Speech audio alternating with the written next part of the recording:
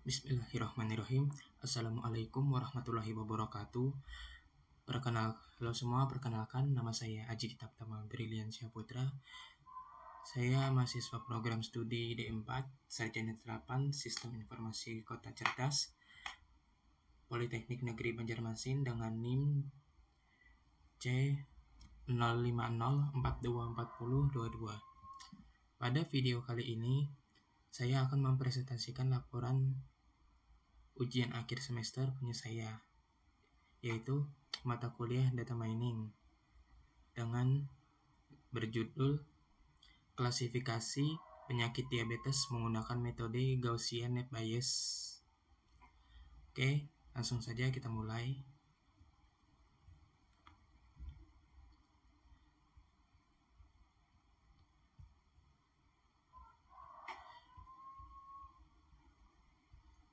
Di bagian yang ini, diabetes adalah salah satu Di bagian pertama ini adalah bab 1 tinjauan pustaka. Nah, yang ke klasifikasinya kita akan mengambil penjelasannya dari sini.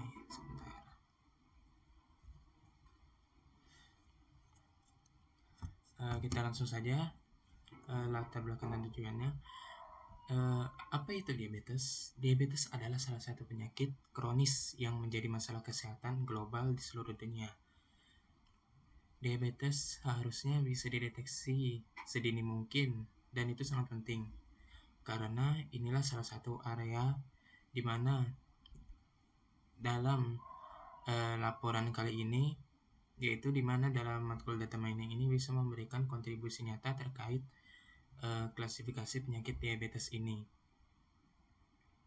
khususnya menggunakan algoritma Gaussian Net Bayes untuk mengklasifikasikan apakah seorang pasien menderita diabetes atau tidak dengan berdasarkan data klinis yang tersedia.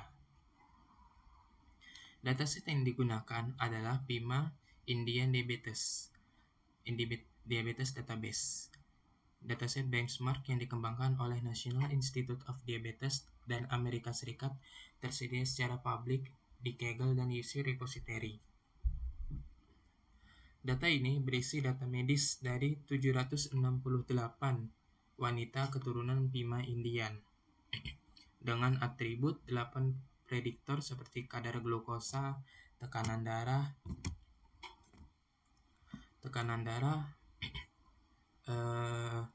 BMI, kalori, insulin, dan sebagainya, plus 1 label target diabetik atau non-diabetik.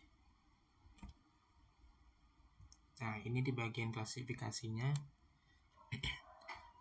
Ini bagian algoritma Gaussian Net Bayes-nya pada laporan yang saya susun. Ini rumusnya, ada keterangannya.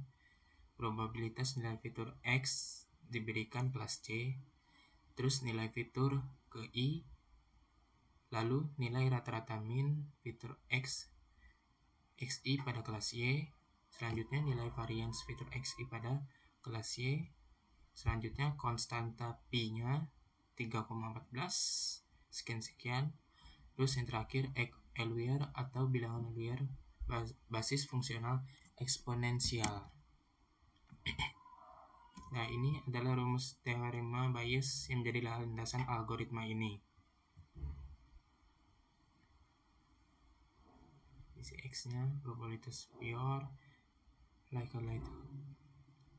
likelihood, terus probabilitas prior kelas C, probabilitas margin data X.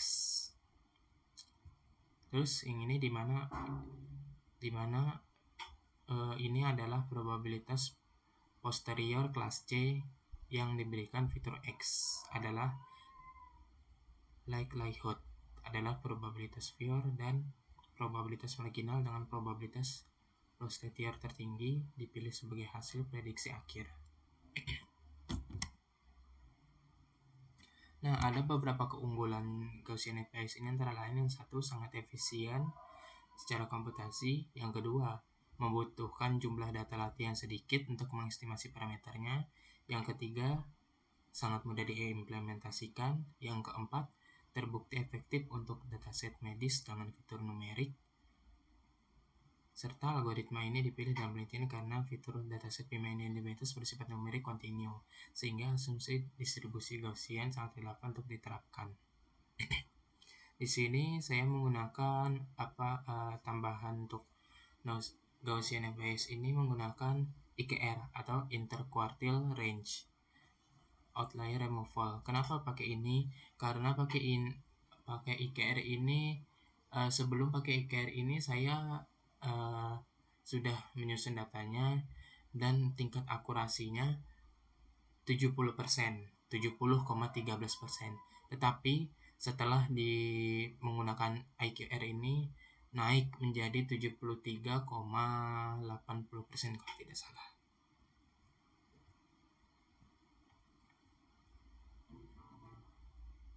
Nah, ini saya mengambil dataset Pima Indian Diabetes. Bisa dilihat di sini. Dataset Pima Indian Diabetes ini merupakan dataset benchmark yang banyak digunakan dalam penelitian klasifikasi diabetes. Data ini juga dikembangkan oleh National Institute of Diabetes Digestive and Kidney Disease NIDDK dari Amerika Serikat. Data ini berisi data medis 768 wanita keturunan Pima Indian yang berusia 21 tahun dengan atribut prediktor dan 8 atribut prediktor dan 1 label kelas. Dataset ini tersedia di Kaggle dan UC Machine Learning Repository.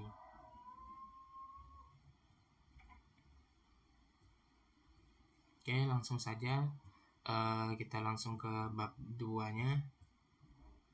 Nah, yang ini saya udah di bagian ini menyusun flowchartnya kemarin. Yang pertama, kalau untuk penyusunannya kita mulai dari ini dulu. Yang pertama, yang kedua, import library. Yang ketiga, load dataset. Yang keempat, pre-processing, imputasi median. Yang kelima, pisahkan fitur X dan target Y-nya. Yang keenam, split data, yaitu 80% trainnya dan 20% tesnya. Terus data trainnya 80, terus data tesnya 20. Ada bagian ini, hapus outlier IQR-nya, hanya data trainnya yang tadi 80% ini. Terus min max scaling-nya fit pada trainnya. Nah, yang selanjutnya melatih model Gaussian Net Bias. Kemudian transport data test menggunakan min max scaler yang sama pada sebelumnya tadi. Selanjutnya prediksi data tesnya. Terus hitung confusion matrix. Lalu hitung akurasi, precision, recall, dan F1 score-nya. Dan yang terakhir tampilkan seluruh hasilnya hingga selesai. Jadi itulah alur proses data mining. Data mining pada kasus Pima Indian Diabetes menggunakan metode Gaussian Net Bias. Nah, ini bisa dilihat import library-nya seperti ini. Terus load datasetnya, pre-processing, fitur pemisah fitur dan targetnya. Ini split datanya, yaitu 80% data latih training dan 20% sebagai data uji testingnya.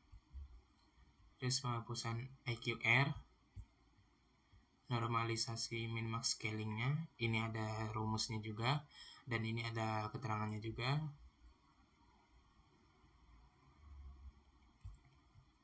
Terus selanjutnya pelatihan model Gaussian Net Bias-nya. Ini memprediksi dari model yang sudah selesai dilatih tadi. Ini confusion matrix-nya. Nah, ini ada keterangannya. Ini visualisasi. Ini akurasi ketepatan dalam model tadi secara keseluruhannya. Ini ada precision. Terus recall. Dan terakhir F1 score-nya. Nah, maka ini yang terakhir menampilkan seluruh hasilnya. Nah, terus yang terakhir yaitu bab 3 hasil dan pembahasannya. Dataset yang digunakannya itu adalah PIMA India Diabetes dataset, yaitu berisi informasi medis dari wanita keturunan PIMA Indian. Data ini bisa diperoleh dari Kaggle, UC Machine Learning dan UC Machine Learning Repository.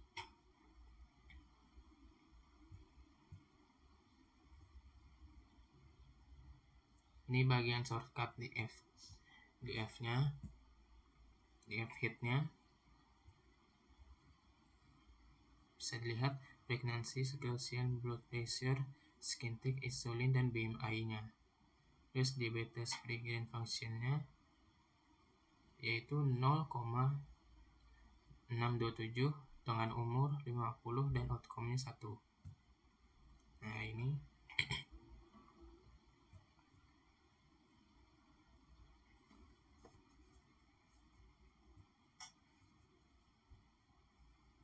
shortcode DF info-nya.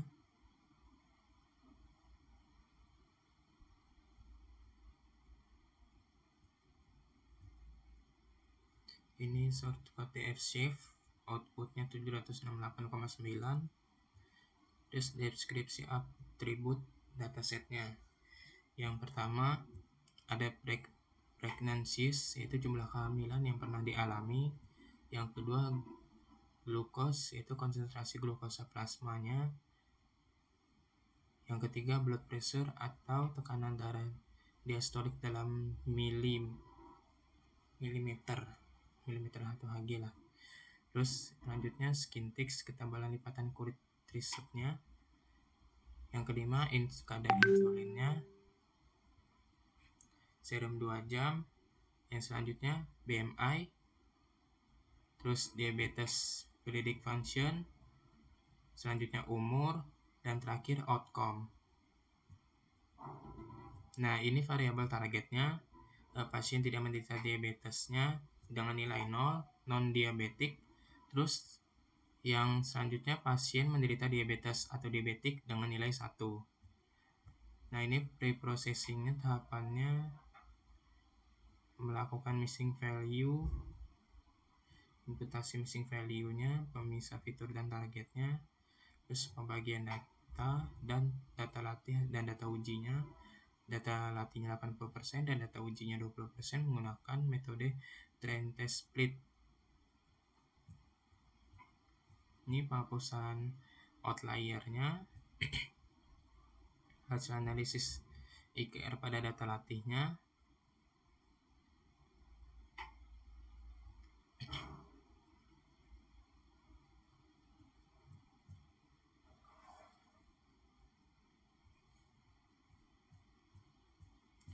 terus kita langsung ke bagian codingannya ya. Bentar.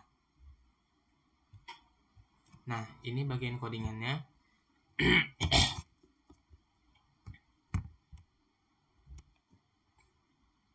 Sebentar.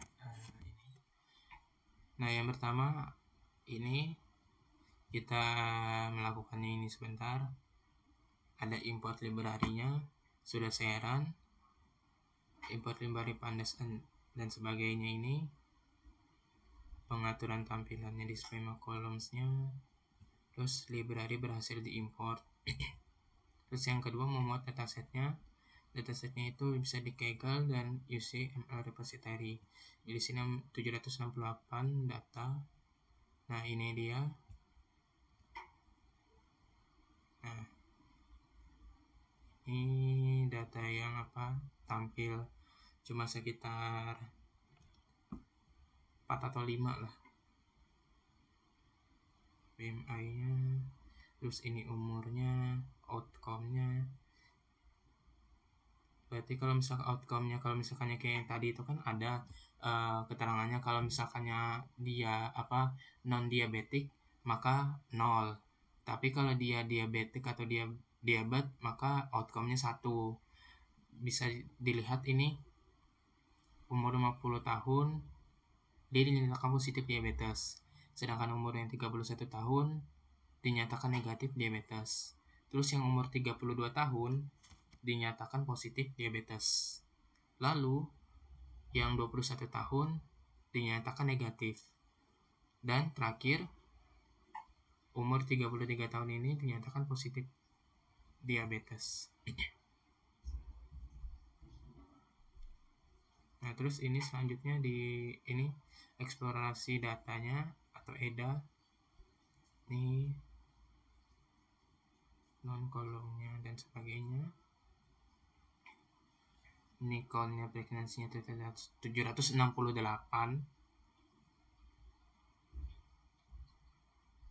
Ini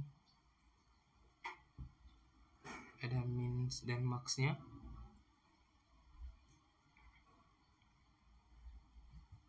Terus selanjutnya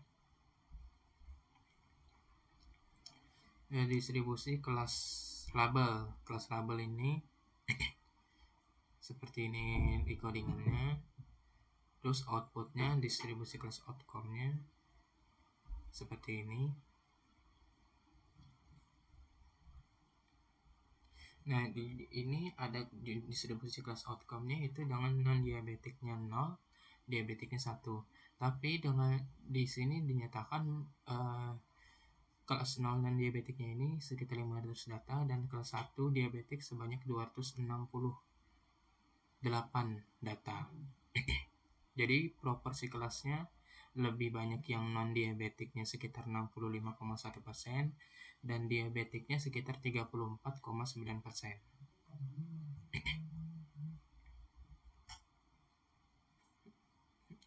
Nah, ini bagian heatmap korelasi antar fiturnya dan ini adalah outputnya. Heatmap korelasi antar fitur, pregnancy-nya, glukosa, blood pressure, skin thickness, insulin, BMI, diabetes predicate function, age, and last outcome. Selanjutnya lagi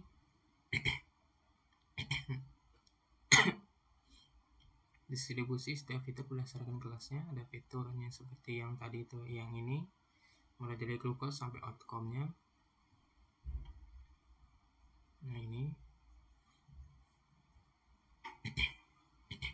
dapat dilihat distribusinya, ada glukos, ada blood pressure, BMI, ada age, insulin, skin thickness, pregnancy, dan diabetes predicate function.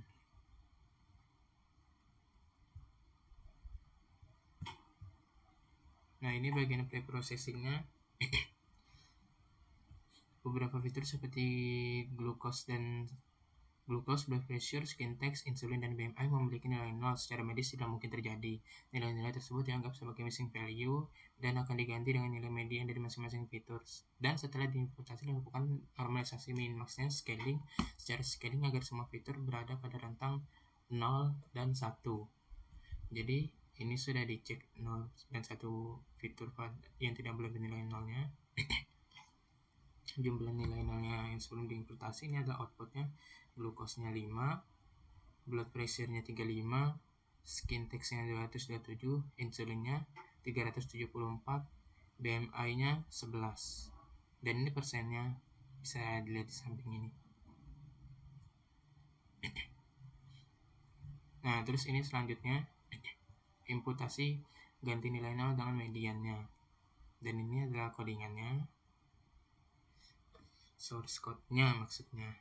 Nah, ini adalah output yang keluar dari jumlah nilai 0 setelah imputasinya.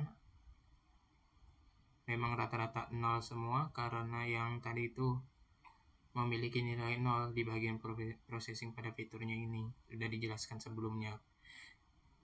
Jadi kalau misalkan ada yang bertanya kenapa bisa 0, maka bisa ada ini udah keterangannya seperti ini. Nah, ini statistiknya setelah diimputasi. Ini min max dan sebagainya udah. Terus kita selanjutnya ke pisahkan fitur X dan label Y-nya. maka akan keluar outputnya dimensi fitur X 768,8, lalu dimensi label Y 768 dengan nama fitur pregnancy, glucose, blood pressure, skin touch, insulin, BMI, diabetes periodic function, dan age. Terus selanjutnya normalisasi min-max scalingnya. Normalisasi min-max scalingnya ini statistik setelah normalnya.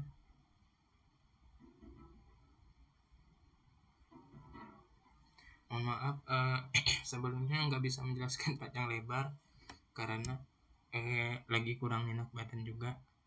Jadi mohon maaf sebelumnya semuanya.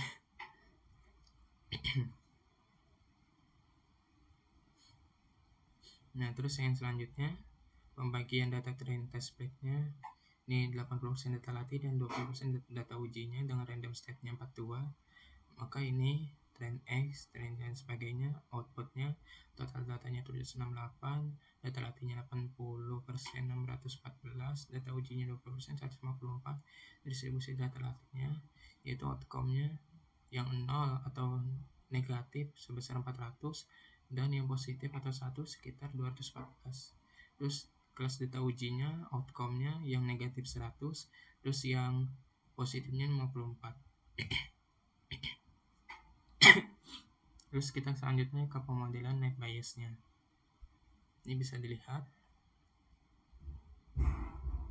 Nah, ini codingannya, source code-nya. Model Gaussian net bias berarti relatif probability step kelasnya. Kelas 0 dan diabetiknya ini sekitar ini. Terus kelas P-nya 1 diabetiknya sekitar ini. Terus selanjutnya prediksi pada data ujinya. Berat model prediksi tesnya. Ini outputnya.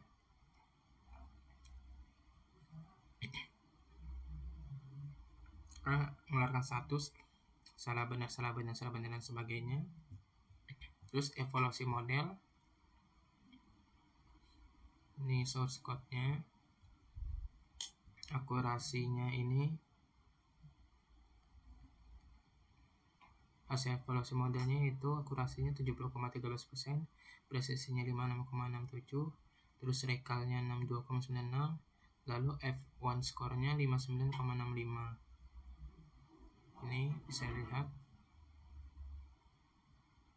Terus selanjutnya visualisasi confusion matrix-nya, maka outputnya seperti ini, confusion matrix dan sebagainya. Terus visualisasi ringkasan evaluasi matriksnya, berikon output seperti ini. Terus F1 skornya ini, hasilnya 59,65, rekalnya 62,96, presisinya 56,67, akurasinya 70,13. Oh, saya di sini tadi mohon maaf sempat ada ngomong bisa di atas 70,13. Sebenarnya bukan 70,13. Tapi ini mungkin meningkat secara signifikan. Saya nggak tahu spesifiknya kemarin itu berapa. Mungkin ya, mohon maaf ada salah hilap salah kata ya, mungkin lupa juga kemarin pas sebelum di pre-processing atau dan sebagainya itu akurasinya sudah berapa. Tapi bisa lihat akurasinya sini lumayan tinggi, 70,13%. Jadi kesimpulannya dasarkannya ini menggunakan Gaussian net bias ini pada pemilihan diabetesnya itu prosesinya bisa meliputi nilai 0 dan median pada fitur ini. Terus pembagian data menggunakan rasio 80-20, menjaga proses kelasnya tetap seimbang. Terus model Gaussian net bias-nya berhasil dilatih menghasilkan prediksi dengan akurasi yang dapat dilihat pada output sel evaluasi di atas. Terus confusion matrix menunjukkan distribusi benar dan salah kedua kelasnya. Yang terakhir, metode net bias ini terbukti efektif dan benar efisien untuk klasifikasi binary dengan dataset medis dengan fitur numerik kontinu. Kita kembali lagi ke sini.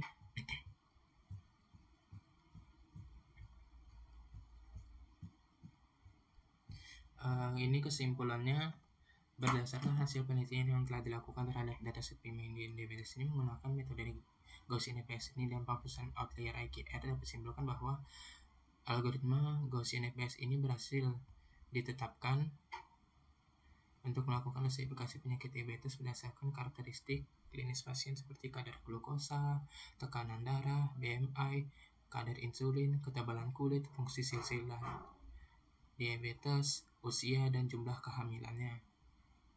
Jadi hasil evaluasinya menunjukkan bahwa model NEPAIS dengan pangkusan outlier ini sebenarnya kadang-kadang bisa berubah. Makanya kemarin itu sebenarnya itu ada di range-nya itu awal-awalnya kemarin saya itu sebenarnya di 60-an, tapi pas diubah lagi jadi 70% dan ini berubah lagi menjadi 73,38%. Makanya ini sebenarnya kadang-kadang datanya ini masih berubah gitu. Bukan berubahnya itu tuh dari CSV-nya itu tidak, tapi memang kayak codingannya itu memang sudah berapa kali dan sudah saya semuanya itu. Tapi memang istilahnya bolak-balik. Jadi yang 60, 70,13, bahkan yang mentok-mentok terakhir 73,38%. Makanya ini saya kemarin itu udah coba beberapa kali dan sebagainya. Jadi keluarnya itu ya kadang-kadang 70,13 atau 73,38.